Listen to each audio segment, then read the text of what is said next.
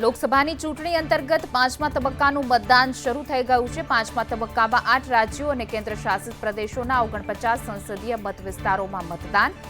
ઓડિશા વિધાનસભાની 35 વિધાનસભા બેઠકો પર મતદાન છે। પાંચમા તબક્કામાં 8 રાજ્યો અને કેન્દ્ર શાસિત પ્રદેશોમાં બિહાર, જમ્મુ અને કાશ્મીર, લદ્દાખ, ઝારખંડ, મહારાષ્ટ્ર, ઓડિશા અને ઉત્તર પ્રદેશ, પશ્ચિમ બંગાળનો સમાવેશ છે। જ્યારે પાંચમા તબક્કાના મતદાન માટે 695 ઉમેદવારો મેદાનમાં છે।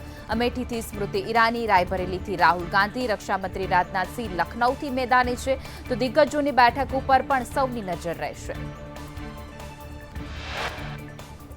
માયાનગરી મુંબઈમાં મતદાનમાં સેલિબ્રિટીઓ મતદાન માટે ઉમટી પડ્યા। બોલિવૂડ સ્ટાર સુનિલ શેટ્ટીએ મતદાન કર્યું, તો ઉપરાંત પરેશ રાવલ પણ મતદાન કરવા માટે પહોંચ્યા હતા। તો આ તરફ ઉત્તર પ્રદેશમાં અમેઠી બેઠક પરથી સ્મૃતિ ઈરાનીએ મતદાન કર્યું। વહેલી સવારે મતદાન કરવા પહોંચ્યા, લાઇનમાં ઊભા રહીને સ્મૃતિ ઈરાનીએ મતદાન કર્યું। અનિલ અંબાણીએ મુંબઈમાં મતદાન કર્યું, તો અક્ષય કુમાર પણ મતદાન મથક પર મતદાન કરવા પહોંચ્યા હતા।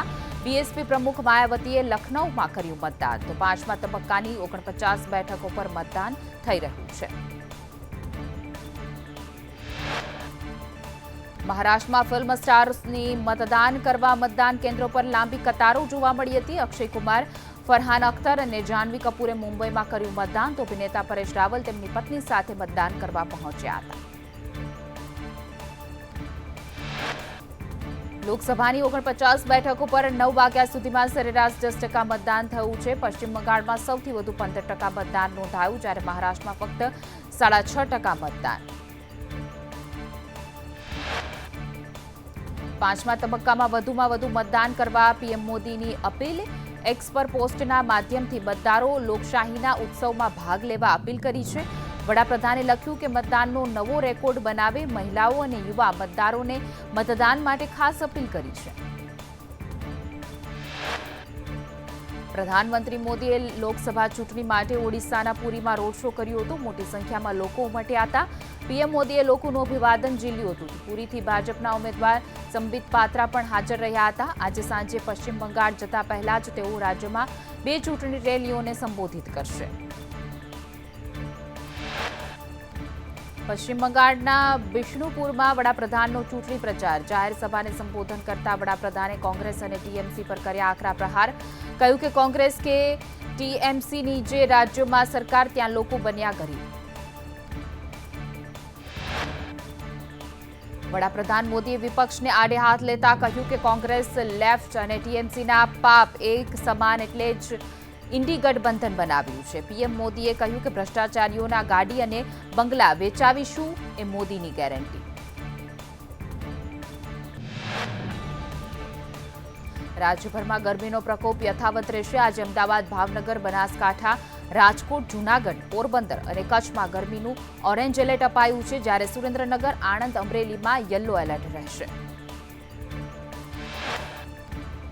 તો ગઈકાલે સુરેન્દ્રનગર અને બનાસકાંઠામાં સૌથી વધુ તાપમાન નોંધાયું હતું। સુરેન્દ્રનગરમાં 45.5 ડિગ્રી તાપમાન નોંધાયું, બનાસકાંઠામાં 45 ડિગ્રી રહ્યું હતું, જ્યારે ગાંધીનગરમાં 44.5 ડિગ્રી, અમદાવાદમાં 44.5 ડિગ્રી, આણંદમાં 43.5 ડિગ્રી નોંધાયું તાપમાન, વડોદરામાં 43.2 ડિગ્રી તાપમાન નોંધાયું, જ્યારે સૌરાષ્ટ્રની વાત કરવામાં આવે તો ભાવનગરમાં 41.4 ડિગ્રી તાપમાન, રાજકોટમાં 41.8 ડિગ્રી, અમરેલીમાં 43.4 ડિગ્રી તાપમાન નોંધાયું, જામનગરમાં 44.5 ડિગ્રી, જ્યારે જૂનાગઢમાં 42.5 ડિગ્રી તાપમાન નોંધાયું છે, જ્યારે કચ્છની વાત કરીએ તો 44.1 ડિગ્રી તાપમાન નોંધાયું હતું। સુરેન્દ્રનગરમાં કાળઝાળ ગરમીથી લોકો ત્રાહિમામ છે। ગરમીનો પારો 45.3 ડિગ્રીને પાર થતા લોકો પરેશાન થયા।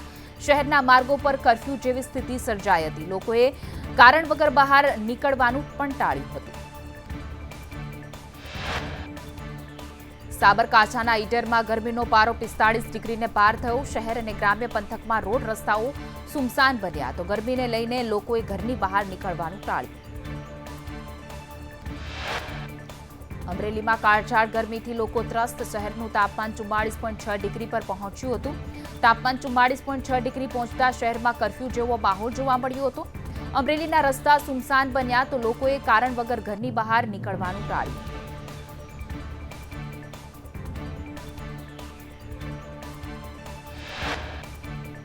તો આ તરફ વડોદરામાં ગરમીથી ગભરામણ બાદ વધુ 2 લોકોના મૃત્યુ થયા. તરસાલીના 32 વર્ષીય સંજય સોલંકી અને 49 વર્ષીય આનંદ ગાયકવાડનું ગભરામણથી મોત થયું. તો 48 કલાકમાં ગભરામણ અને છાતીમાં દુખાવા બાદ 9 લોકોના મૃત્યુ થયા. રાજ્યમાં કાળઝાળ ગરમીથી ઇમરજન્સી સેવા માટે 108 સતત દોડતી રહી. અમદાવાદમાં 73 લોકોને ગરમીને લઈને ઇમરજન્સી કોલ મળ્યા. તો 7 દિવસમાં ગરમીને લઈને 529 ઇમરજન્સી કોલ મળ્યા 108ને, જ્યારે સુરતમાં 40, વડોદરામાં 19, રાજકોટમાં 18 કોલ્સ 108ને મળ્યા. રાજકોટમાં 18, નવસારીમાં 34, તો છોટાઉદેપુરમાં 27 કોલ્સ મળ્યા. દેશના 9 રાજ્યોમાં ભીષણ ગરમીનો પ્રકોપ યથાવત છે. ઉત્તર પ્રદેશના આગ્રામાં તાપમાન 47.7 ડિગ્રી નોંધાયું છે, જ્યારે મથુરામાં 47.5 ડિગ્રી, ઝાંસીમાં 47.2 ડિગ્રી તાપમાન નોંધાયું, જ્યારે મધ્યપ્રદેશના દતિયામાં 47.5 ડિગ્રી તાપમાન નોંધાયું. રાજસ્થાનના ગંગાનગરમાં 46.7 ડિગ્રી તાપમાન નોંધાયું. હરિયાણાના નૂહમાં 47.2 ડિગ્રી તાપમાન નોંધાયું. પંજાબના બઠીડામાં 46.7 ડિગ્રી તાપમાન નોંધાયું હતું. બિહારના બક્સરમાં 44.9 ડિગ્રી તાપમાન નોંધાયું, જ્યારે ચંદીગઢમાં 44.2 ડિગ્રી સુધી પહોંચ્યું ગરમીનો પારો. હિલ સ્ટેશન દહેરાદૂનમાં પણ 40 ડિગ્રી તાપમાન પહોંચ્યું. હિમાચલ પ્રદેશના ઉનામાં 44.4 ડિગ્રી તાપમાન નોંધાયું. ઉત્તર પ્રદેશ અને બિહાર, હરિયાણા, પંજાબમાં ગરમીનો પ્રકોપ યથાવત રહેશે, જ્યારે ઉત્તરાખંડ, રાજસ્થાન, મધ્યપ્રદેશ, ગુજરાતમાં હજુ પડશે આકરી ગરમી. આગામી 4 દિવસ હજુ હીટ વેવની રહેશે આગાહી.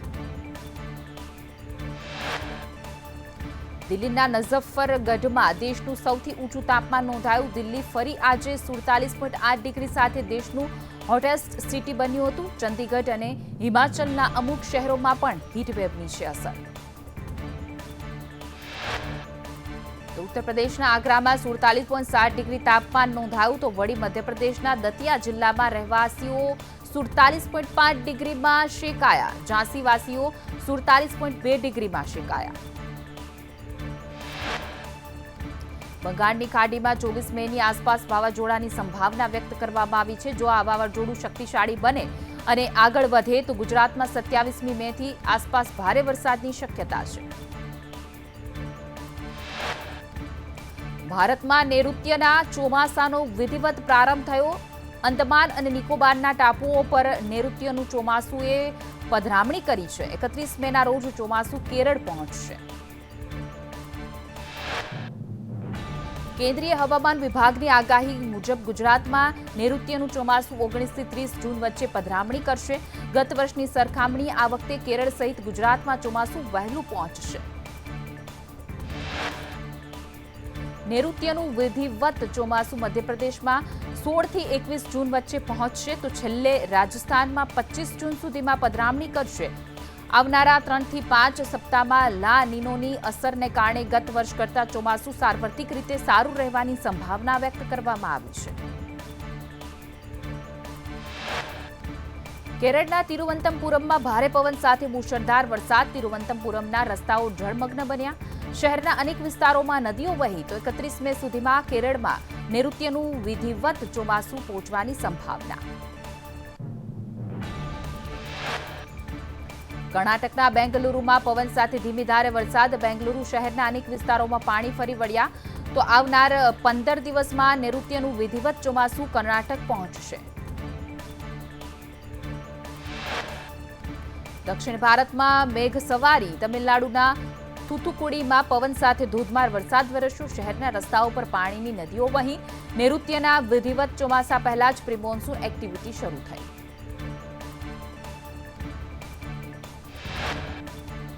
વડોદરામાં માધવ ગ્રુપ પર આઈટી વિભાગના દરોડા. 200 કરોડ ઉપરાંતના શંકાસ્પદ વ્યવહારો મળી આવ્યા. તો વડોદરામાં સતત 2 દિવસથી આઈટીનું સર્ચ ઓપરેશન યથાવત છે. 10 સ્થળોએ કર્યું છે સર્ચ.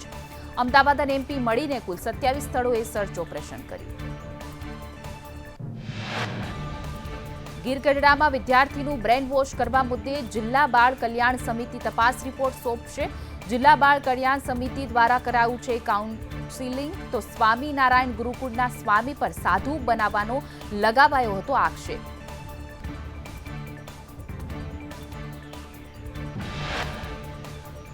બનાસકાંઠાના કાંકરેજમાં રેતી ભરીને દોડતા ડમ્પર ચાલકો બેફામ બન્યા છે. ગઈકાલના ડમ્પર ચાલકો ધજાગરા ઉડાવી રહ્યા છે. ડમ્પર પર તાડપત્રી લગાવવાનો નિયમોનો ભંગ કરનાર સામે કાર્યવાહી કરવા માંગ ઉઠી છે.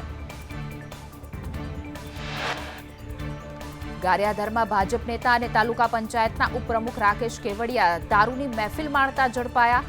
દારૂની 2 બોટલ સહિત 4 લોકો દારૂ પીતા ઝડપાયા. સ્થળ પરથી જ 2 કાર અને 3 મોબાઈલ કબજે કર્યા. વડોદરાની એમએસ યુનિવર્સિટીમાં સ્થાનિક વિદ્યાર્થીઓના પ્રવેશનો મુદ્દો ગરમાયો છે. યુનિવર્સિટીના બોર્ડ પર સ્થાનિક વિદ્યાર્થીઓને પ્રવેશ આપવાની માંગ કરતા પોસ્ટર લગાવાયા. એબીવીપીએ વિવિધ ફેકલ્ટીમાં પણ પોસ્ટર લગાવ્યા. સ્થાનિક વિદ્યાર્થીઓના પ્રવેશની ટકાવારી ઘટાડતા રોષ. તો શિક્ષણના વ્યાપારીકરણથી વિદ્યાર્થીઓને સજાના પોસ્ટર. પોસ્ટરમાં વિદ્યાર્થીઓને સજા. ખાનગી કોલેજને મજાના સૂત્ર લખાયા. પ્રવેશની ટકાવારી ઘટાડી હોવાથી વાતને લઈને રોષ. અમદાવાદમાં ચોમાસા પહેલા જ નવા બનેલા રોડ બેસવાનું થયું શરૂ. ચાણક્યપુરીમાં 1 મહિના પહેલા બનેલો રોડ બેસી જતા પડ્યા ખાડા. રોડ બેસવાની ભીતિને લઈને બેરિકેટિંગ લગાવી આંખ આડા કાન. અમદાવાદ સુભાષ બ્રિજ નીચે સાબરમતી નદીમાં જંગલી લીલનું સામ્રાજ્ય. જંગલી લીલને દૂર કરવા તંત્રની ઉદાસીનતા. તંત્રના 85 લાખના ખર્ચે શુદ્ધિકરણના દાવા પોકળ સાબિત થયા. સાબરમતી લીલના લીધે ક્રિકેટ ગ્રાઉન્ડ બની હોય તેવા દ્રશ્યો સર્જાયા. રાજકોટના સાંઢિયા પુલ ઉપર બુધવારથી પરિવહન બંધ થશે. નવીનીકરણની કામગીરીને લઈને સાંઢિયા પુલ બંધ થશે. રાજકોટથી જામનગર જતા લોકો માટે વૈકલ્પિક વ્યવસ્થા કરાઈ છે. રાજકોટ પોલીસ કમિશનરે બહાર પાડ્યું છે જાહેરનામું. સુરતમાં બુલેટ ટ્રેનના ટ્રેક તૈયાર કરવા માટેની તૈયારીઓ શરૂ થઈ ગઈ છે. બુલેટ ટ્રેનના ટ્રેક માટે એન્જિનિયરિંગને તાલીમ શરૂ થઈ. દેશની સૌપ્રથમ બુલેટ ટ્રેન મુંબઈથી અમદાવાદ વચ્ચે દોડશે. 20 દિવસ સુધી આ ટ્રેનિંગ સેશન્સ ચાલશે, જેમાં 6 જાપાની નિષ્ણાંત ભારતના એન્જિનિયરોને તાલીમ આપશે.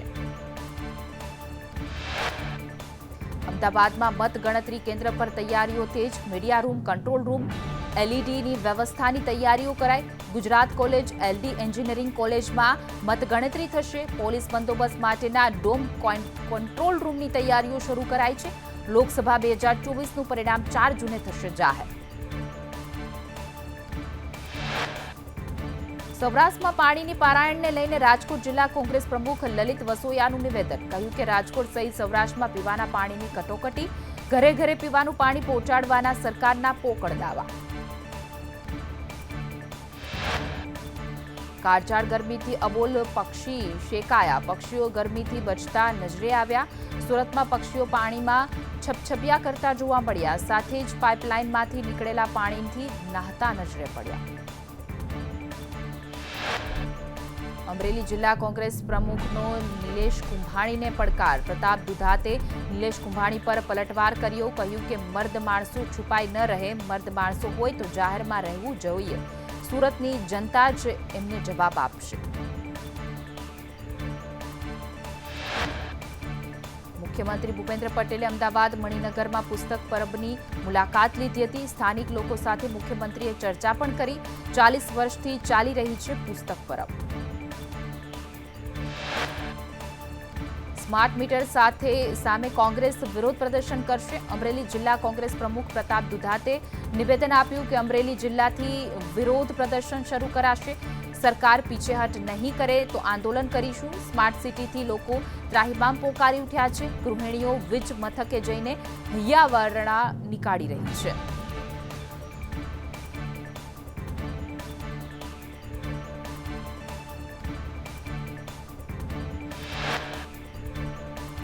સ્માર્ટ મીટરને લઈને ધારાસભ્ય ધવલસિંહ ઝાલાએ મુખ્યમંત્રી ભૂપેન્દ્ર પટેલને લખ્યું છે પત્ર. સ્માર્ટ મીટરનો ટેસ્ટિંગ ટ્રાયલનો સમય વધારવા રજૂઆત કરાઈ છે. 3 દિવસના બદલે 6 દિવસ કરવા માંગણી કરાઈ. સમય લંબાવવાથી લોકો બંને મીટર રીડિંગ ચેક કરી શકશે.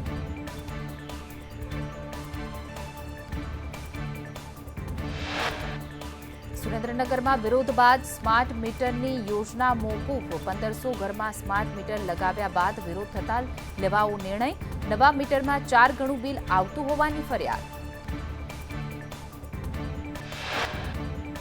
અમદાવાદમાં મદરેસામાં આચાર્ય પર હુમલા બાદ પોલીસ એક્શનમાં દરિયાપુર પોલીસ અને ક્રાઇમ બ્રાન્ચે મદરેસામાં સર્ચ ઓપરેશન કર્યું હતું મદરેસાની કામગીરી દરમિયાન આચાર્ય પર હુમલો થયો હતો ડ્રોન દ્વારા મદરેસામાં સર્ચ કરવામાં આવ્યું તો પોલીસે હુમલાને લઈને 2 આરોપીની ધરપકડ કરી છે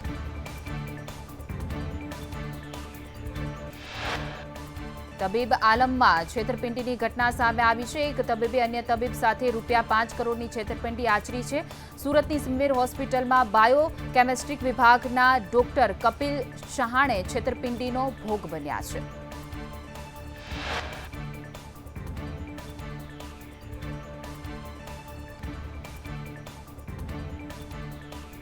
ડોક્ટરે ડોક્ટર સાથે ₹5 કરોડની છેતરપિંડી કરી